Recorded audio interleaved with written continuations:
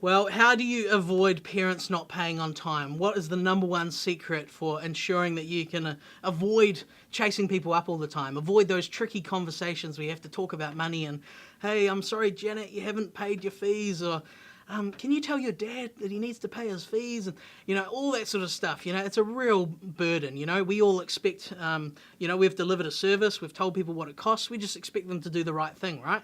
And just pay on time. Well, something we learned many, many years ago that we talk about as a team regularly is that communication is not what you say, but it's what the other person receives, okay?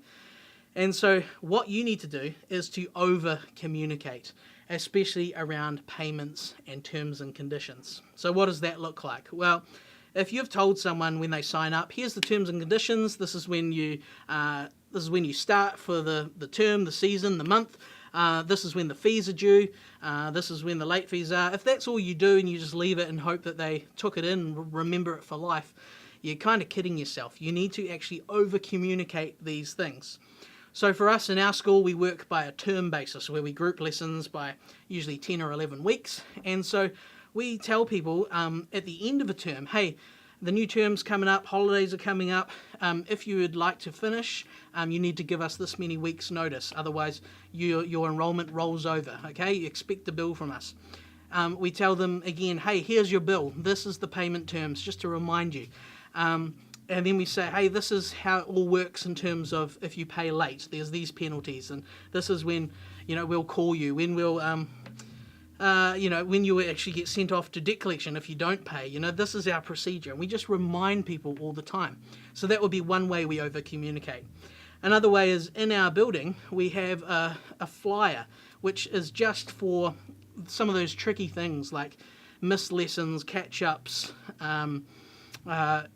when people are sick, all those sorts of things. And that flyer just has those terms and conditions. So if anyone sort of challenges you on, oh, we were sick, we didn't know we were going to be sick, we can say, hey, just have a read of this flyer, it just reminds you what we agreed on, and then come have a chat to me if you've got any questions. So that there, they read it, it makes real good sense, and then they never come and talk to us again because they can see how clearly it's laid out. And it's really nice and compassionate, but it is firm and fair. So that would be one way we over-communicate. Another way is when people are away.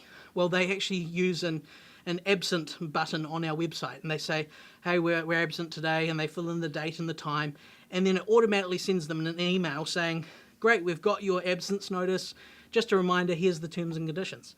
So they get another hit again about, if you gave this much notice, there might be a catch-up, or there's no catch-up, or whatever it is, whatever you choose to say. You're over-communicating all the time about your terms and conditions. And of course, included in that is payment dates, when things are due. And then you've got to make sure that you have a system with your admin team, or if it's just yourself. We bill on this date, we expect payment on this date.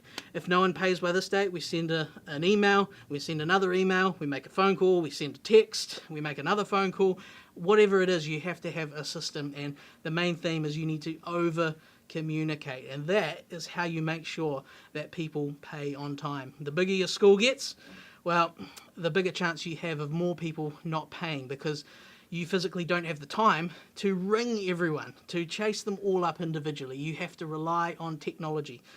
So this plays into the idea of training your customers. And if you over-communicate, you put systems and procedures in place, you get the right things in place, that culture will begin to form. You have trained your customers. They know what the rules are.